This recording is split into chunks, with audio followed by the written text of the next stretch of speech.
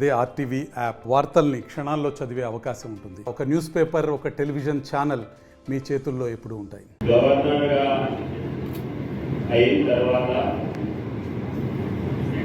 అక్కడ పదవి బాధ్యతలు తీసుకున్న తర్వాత హైదరాబాద్ వచ్చినప్పుడు ఎన్నికల హడావుడి ఉంది. కాబట్టి నేను అందరినీ కలవలేకపోయినాను. అందుకనే గవర్నర్ అయినా ఇంకే పదవిలో ఉన్నా నాతో ఉన్నటువంటి బాల్య స్నేహితులు, నాతో పనిచేసినటువంటి కార్యకర్తలు, వాళ్ళందరినీ మర్చిపోకూడదు, గుర్తుపెట్టుకోవాలి అనేటువంటి ఎంతో వారికి ప్రాధాన్యత ఇస్తూ మొదటి నుండి కూడా సంస్థలో పనిచేస్తూ ఉద్యమాల్లో ఎక్కడైనా లాఠీచార్జ్ జరిగినా, అరెస్ట్ జరిగినా అందులో ముందు ఉన్నటువంటి వ్యక్తి అశోక్ కుమార్ గారు. అందుకనే దాదాపు మీ ఇంటికి వస్తాను.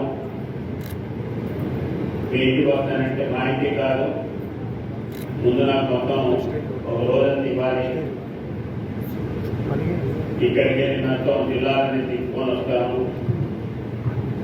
ప్రొద్దున్నే వస్తే సిద్దిపేట, జగిత్యాల, కరీంనగర్, వరంగల్ ఇవన్నీ తీసుకొని వస్తాను. అట్లా కాదు కదా నేను ముందు మీ ఇంటికి వస్తానంటే కాదు, ఆ ప్రోగ్రాం అయినాకనే మా ఇంటికి రావాలని కండిషన్ పెట్టాడు.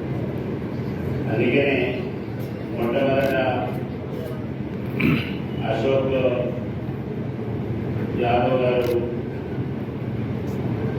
భారత సురక్షా సమితి ఎమర్జెన్సీ కాలంలో పనిచేసినటువంటి వాళ్ళు